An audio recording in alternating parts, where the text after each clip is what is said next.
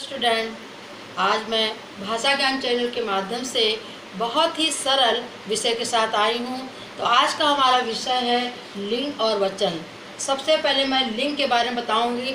आप लोग सभी फर्स्ट क्लास से ही लिंग के बारे में पढ़ते चले आ रहे होंगे, है ना। लेकिन इनके भेद जो है बहुत ही डिफ़िकल्ट हैं, जिनको समझना अत्यंत आवश्यक है। तो देखिए, सबसे पहले हम लिंग की परिभाषा बताते हैं कि जिन शब्दों से पुरुष एवं स्त्री जाति का बोध होता है उसे लिंग कहते हैं। जैसे बालक से पुरुष जाति का बोध हुआ और बालिका से स्त्री जाति का बोध हुआ। इस प्रकार से इसके दो भेद हो जाते हैं, स्त्रीलिंग और पुल्लिंग। स्त्रीलिंग किसे कहते हैं? जो शब्द स्त्री जाति का बोध कराते हैं उन्हें हम स्त्रीलिंग कहते हैं। जैसे बकरी, लड़की, घोड़ी, ये कहने से हमको स्त्री जाति का बोध हो जाता है, इसलिए इसको स्त्रीलिंग हमने बोला। और जो शब्द पुरुष जाति का बोध कराते हैं उन्हें पुल्लिंग कहते हैं, जैसे बकरा, लड़का, घोड़ा आदि। ठीक है ना। इतनी बात आप लोग अपने किताबों में पढ़ते आए हैं फर्स्ट क्लास से। अब आगे देखिए, कुछ ऐसे शब्द होते हैं जो दोनों लिंगों में प्रयोग किए जाते हैं, जिसको कहते हैं उभय लिंग। उभय माने ही दोनों, जो दोनों लिंगों के लिए आते हैं। जैसे डॉक्टर कहा तो दो पुल्लिंग और स्त्रीलिंग दोनों के लिए प्रयुक्त होता है। इसी प्रकार से प्रधानमंत्री, राष्ट्रपति, प्रिंसिपल, ऐसे शब्द हैं। इसके अतिरिक्त बहुत शब्द हैं जो दोनों लिंगों के लिए प्रयोग किए जाते हैं, तो इनको हम क्या कहते हैं? उभय लिंग। कुछ ऐसे शब्द होते हैं जो हमेशा पुल्लिंग ही रहते हैं, कभी स्त्रीलिंग नहीं होते हैं। और जो कभी कुछ ऐसे शब्द होते हैं जो स्त्रीलिंग में प्रयुक्त किए जाते हैं, उनके लिए पुल्लिंग शब्द नहीं है। तो ऐसे शब्दों के लिए हम अगर पुल्लिंग शब्द है और उसको स्त्रीलिंग बनाना है तो हम क्या कहते हैं? मादा लगा देते हैं। जैसे है मादा खरगोश, मादा खरगोश। तो पहले देखिए, नित्य पुल्लिंग जो हमेशा पुल्लिंग प्रयुक्त होते हैं, खरगोश, तोता, उल्लू। हम नहीं कहते हैं खरगोशनी, तोती, उल्लू, इनका प्रयोग नहीं करते हैं। तो होते तो सभी में दोनों लिंग है, हर प्राणी वाचक शब्दों में दोनों लिंगों का प्रयोग होता है, लेकिन इनके लिए हम स्त्रीलिंग का प्रयोग नहीं करते हैं। तो स्त्रीलिंग का बोध कराने के लिए इनके आगे हम मादा लगा देते हैं, मादा खरगोश, मादा तोता और मादा उल्लू। इसी प्रकार से कुछ शब्द हमेशा स्त्री लिंग में प्रयुक्त होते हैं, जैसे लोमड़ी, गिलहरी, सवारी, मछली, लोमड़ा, गहरा, ये प्रयोग नहीं करते हैं। तो इनके लिए स्त्री जात का पुल्लिंग जात का बोध कराने के लिए हम क्या करते हैं? नर लगा देते हैं। नर लोमड़ी, नर लोमड़ी, नर गिलहरी, नर सवार, नर मछली। ठीक है ना। अब प्राणीवाचक संज्ञा, इनका तो निर्धारण जो है, जो प्राणीवाचक जो संज्ञाएं होती हैं, इनका निर्धारण हम पुरुष और स्त्री जाति का बोध कराने शब्दों से कर लेते हैं। लेकिन अप्राणीवाचक शब्दों का हम जो लिंग निर्धारण कैसे करते हैं वो हम आपको नियम बताएंगे।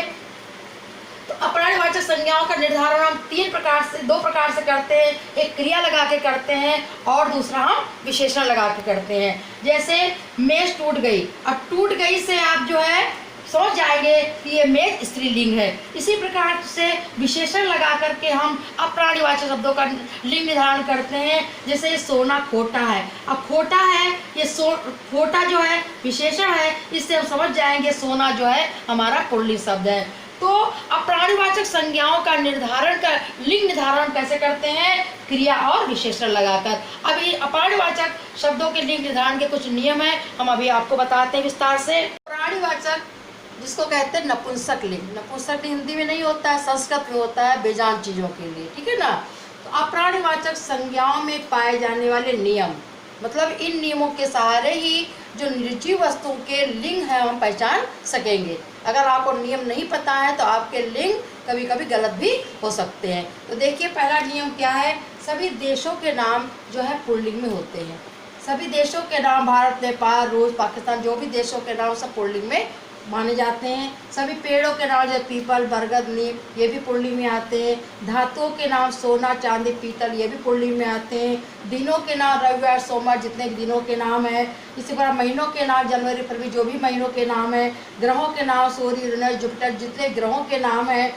समुद्रों के नाम प्रशांत महासागर, हिंद महासागर, पृथ्वी 5 महासागर हैं, सबके नाम। अनाजों के नाम गेहूँ, चना, जितने भी अनाज हैं। पर्वतों के नाम कैलाश, हिमालय आदि। और द्रव पदार्थ, पिघले हुए पदार्थों के नाम भी पुल्लिंग में होते हैं, दूध, तेल, दही, घी आदि। वर्णों के नाम जैसे काखा, गा, है ना। ये तो पुल्लिंग में आएंगे, लेकिन इसमें अपवाद भी है। अपवाद मतलब इस नियम को काटते भी हैं कि इसमें छोटी बड़ी जो है पुल्लिंग में नहीं आएगा। इसी प्रकार कुछ भाववाचक संज्ञाएं पुल्लिंग में आती हैं, जैसे भाव, पुजापा, बचपन आदि। और बेडौल और मोटी वस्तुएं भी पुल्लिंग में आती हैं, रस्सी, रोड, गड्ढा। इसके अतिरिक्त संस्कृत के जो है पुल्लिंग शब्द जैसे देव, जैसे पुल्लिंग शब्द जैसे अकार आदि, ये सब जो है इसमें आते हैं पुल्लिंग में। लेकिन इसमें भी अपवाद है, मन ये भी नियम को काटते हैं कि आत्मा और अग्नि जो है ये पुल्लिंग में नहीं आते हैं। इसके आगे आकारांत शब्द पुल्लिंग में आकारांत पुल्लिंग शब्द होते हैं, जैसे पहाड़, मोहन और जंगल। लेकिन इसमें भी अपवाद है, जैसे आँख और नाक, ये भी देखिए आकारांत है, लेकिन ये पुल्लिंग में नहीं गिने जाते हैं। इसी प्रकार से आकारांत शब्द पुल्लिंग में आते हैं, जैसे भतीजा, बेटा, डंडा। लेकिन इसमें भी अपवाद है, क्योंकि मैना और बरखा में भी आकारांत है, लेकिन ये पुल्लिंग में नहीं आते। तो यही कंफ्यूज करते हैं, जिससे बच्चे जो कंफ्यूज हो जाते हैं। इसलिए नियमों को याद करना बहुत जरूरी है। अब स्त्रीलिंग के कुछ नियम हम आपको बता रहे हैं। हम अब प्राणीवाचक संज्ञाओं में अब स्त्रीलिंग कैसे पहचानेंगे, उसके कुछ नियम देख लेते हैं। पहला, जो भाषाओं के नाम है वो सब स्त्रीलिंग में होते हैं, जैसे हिंदी, मराठी, पंजाबी। कोई लिपियों के नाम सारे स्त्रीलिंग में होते हैं, देवनागरी, रोमन, गुरुमुखी। नदियों के नाम सब स्त्रीलिंग में आएंगे, कावेरी, यमुना, रावी। वर्णमाला के अक्षर छोटी, बड़ी, ये जो है स्त्रीलिंग में आते हैं। बाकी पुल्लिंग में आते हैं, कहीं का अपवाद भी आपको पुल्लिंग वाले ने बताया है। तिथियों के नाम प्रथमा, द्वितीया, तृतीया, ये भी स्त्रीलिंग में आते हैं। संस्कृत के कुछ शब्द रजनी, दिशा, सरिता, कुछ स्त्रीलिंग में आते हैं और कुछ पुल्लिंग में भी आते हैं। पुल्लिंग वाले भाग में आपको बताया। फिर ती, आई, आवट, ता, आहट, ना प्रत्यय से बने जो शब्द है वो हमेशा स्त्रीलिंग में आते हैं, जैसे आकृति, आई से चटाई, आवट से सजावट, ता से नीचता, आठ से घबराहट और ना से चुभन। इन प्रत्ययों से बने हुए शब्द हमेशा स्त्रीलिंग में आते हैं। और या प्रत्यय से बने शब्द हमेशा स्त्रीलिंग होते हैं, डाकिया, भेड़िया आदि।